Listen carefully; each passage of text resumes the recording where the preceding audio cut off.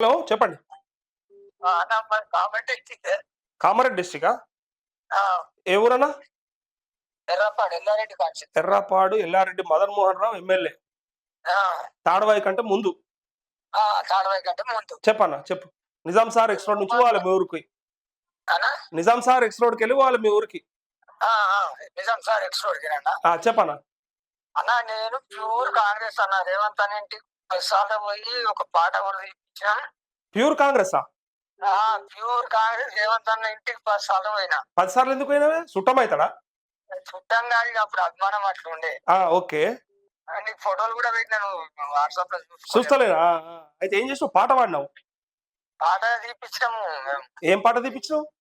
ఆయన పేరు మీద ఒక పాట తీపిచ్చినాము. అప్పుడు ఒక 3 రోజులు ఆడనే హైదరాబాద్ ఉండి పాట ఒక 70,000 పెట్టి పాటలు కూడా తెప్పించినాం. ఒక 2 నుడువులు వాడు వస్తదేమో. నాకు అది మర్చిపోయా నాకు 1 ఇయర్ కిందట. చూడకపోయినా ట్రై అయ్యి ఏదో ముచ్చట ఒక లైన్ చెప్పు. ఏం లైను? దగదగ మెరిసే మెరుపై మెరుపే అన్నా రేవంతు. ఆ! ఆ! దగదగ మెరిసే రేవంతా? ఆ! మళ్ళవాడు మంచిగుంది. ఏం కాదు పాడు. దగదగ మెరిసే మెరుపై మెరుపై మెరుపై మెరుపై ఉరుమే. ఉరిమే మెరుపై మన రేవంతు అన్న అన్నట్టు ఒక పాట తీసినామన్న. పాట తీసినావు మంచిగా. పైసలు ఖర్చు పెట్టి మరి తీసినావు ఆయనకి. నేను మా మండల ప్రెసిడెంట్ నేను ఇద్దరం పోయినాం. కానీ కానీ మాకు రుణమాఫీ అయితలేదు. ఈ రైతు బంధు అసలు ఇది ఏందన్న ఇది మాకే నెత్తి ఖరాబ్ అయితుంది. నెట్ ఎందుకు ఖరాబ్ అవుతుంది? మంచిగా ఆయన పాట పెద్ద టేప్ రికార్డర్‌లో పెట్టుకొని, పెద్ద సౌండ్ సిస్టమ్ పెట్టుకొని గట్టిగా వినాలి మండలం అంతా. ఎర్రపాడు మండలం అంతా. తాడవాయి మండలం వస్తదా? తాడవాయి మండలం అన్న. మండల హెడ్ క్వార్టర్‌లా ఆయన డీజే పాట పెట్టి, మీరు చేపించిన పాట పెట్టి అందరికి వినిపియ్యిరి. సంతోషం అయితారు. ఎక్కడ రైతు బంధు లేదు, పింఛన్లు లేవు. ఎందుకన్నా ఇది మాకే అర్థం అయితలేదు. నీకే అర్థం కాకపోతే ఎట్లా? రేవంత్ దగ్గరికి 10 సార్లు పోతావు, తెలుసా అంటావు, పరిచయము, ఫోటోలు దిగినావు, పాట చేపించినావు. జైపాల్ రెడ్డి వాళ్ళందరూ కూర్చొని ఇప్పుడు కొండలరెడ్డి వచ్చిండా? కామారెడ్డికి వస్తుండా మరి? అప్పుడు ఎన్నికలప్పుడు ఆయన తిరిగాడుగా. అస్తలేడా? ఇక ఓడిపోగానే అస్తలేడు ఇక. అయిపోయింది. ఇప్పుడు మీరు చేపించిన పాట ఎన్ని ఉంది? యూట్యూబ్ లో ఉందా? ఉన్నదన్న యూట్యూబ్ లో. నేను పంపిస్తాను నీకు. నువ్వు వాట్సాప్ ఓపెన్ చేస్తాడు. చేస్తా కానీ ఏ ఛానల్ ఉంది యూట్యూబ్ లో? ఏం పేరు మీద ఉంది? రాజేశ్వర రెడ్డి, దమ్మనగర్ రాజేశ్వర రెడ్డి అంటారు. అచ్చా చూపిస్తాను. నేను చూపిస్తా ప్రజలకు. మరి నువ్వు చేపించిన పాట కూడా తెలవాలి. మరి ఇంత అభిమానంతో చేపిస్తే నీకే మాఫీ చేయలేడు. నిజంగా మాకు రేషన్ కార్డు లేదు. ఇప్పుడు అమ్మ నాన్న పేరు మీద లోన్ ఉంది. అయితే ఇప్పుడు మేమిద్దరం అన్నదమ్ములం డివైడ్ అయ్యి కూడా ఇప్పుడు 10 years అవుతుంది. మా అన్న పిల్లలు మ్యారేజ్ కి వచ్చి ఆల్రెడీ మా అన్న కూతురు. ఓకే. నీ పేరేం పేరు? నా పేరు సాయిరెడ్డి. సాయిరెడ్డి. ఓకే. అయితే ఇప్పుడు డివైడ్ అయిపోయి చాలా రోజులు అయింది కదా? చాలా రోజులు అయింది. కాకపోతే మాకు రేషన్ కార్డు లేదు. అమ్మ నాన్న కూడా రేషన్ కార్డు లేదు. రేషన్ కార్డు లేని వాళ్ళకి అవకాశం ఇస్తామని చెప్పింది కదా ప్రభుత్వం.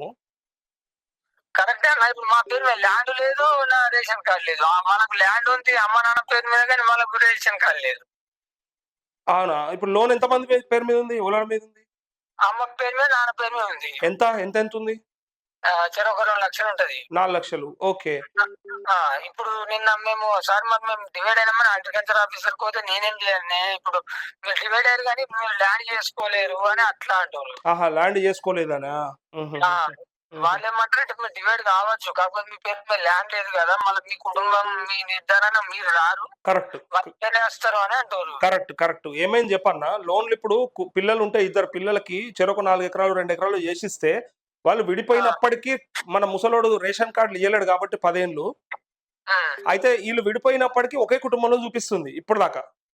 ఇప్పుడు వీళ్ళ ఆప్షన్ ఏం అడిగారంటే, కుటుంబ నిర్ధారణ మేము విడిపోయి ఉన్నాం, మాకు రేషన్ కార్డు రాకపోవడం వల్ల ఇష్యూ అవుతుందంటే వాళ్ళు వచ్చి ఇప్పుడు తల్లిదండ్రులను వేరుగా చేస్తూ కొడుకులను వేరుగా చూపిస్తూ వాళ్ళకి భూమి వేరు, లోన్ వేరు, అన్ని వేరు కాబట్టి రేషన్ కార్డు వేరు రావాలని చెప్పి నిర్ధారణ చేస్తున్నారు. వాళ్ళకు సెల్ఫీ ఫోటోలు దిగి మీ పేరు మీద మీకు లేదు కాబట్టి భూమి మీద లేదు, కాకపోతే మీకు వస్తుంది. ఒక 2 లక్షలు అయితే మీకు ఎలిజిబిలిటీ ఉంది మీ కుటుంబానికి.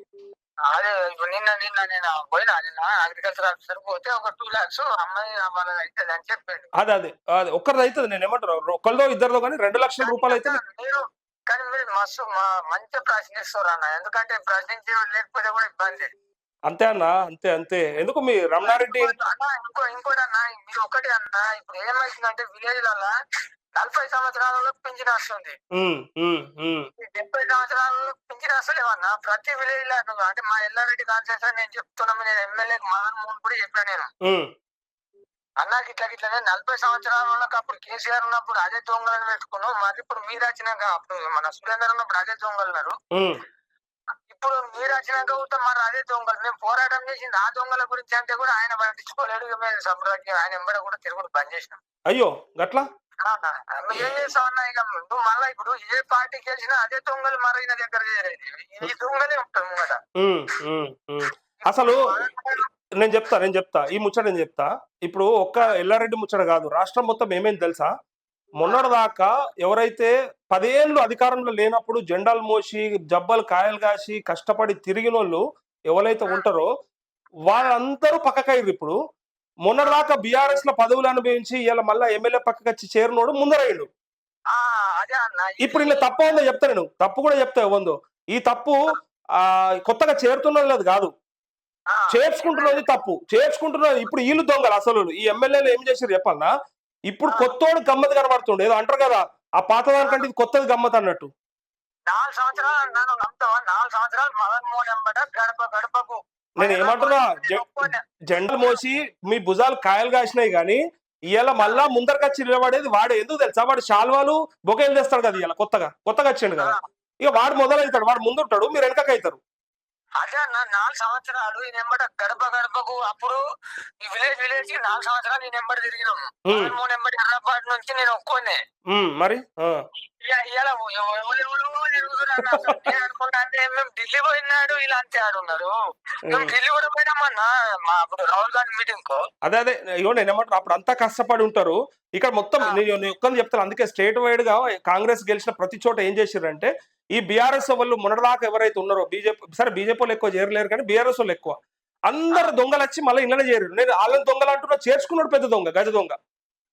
ఇప్పుడు మొన్నటిదాకా నీతో తిరిగినోడు, కష్టపడ్డోడు, మరి నీకోసం పాటుపడ్డోడు యాదికి లేడు ఇప్పుడు వాళ్ళకు. అయితే అన్న ఇంకోటి ఏంటంటే, ఇప్పుడు మా మండల ప్రెసిడెంట్ రాజేశ్వర్ రెడ్డి అని ఒక 3 ఎకరాలు అమ్ముకున్నాను. ఇప్పుడు ఈ రోజు అమ్ముకుంటే అది ఒక 3 కోట్లు 3-4 కోట్లు వచ్చు. ఇక అది మరి ఇప్పుడు ఆయన ఏమంటాడు తెలుసా?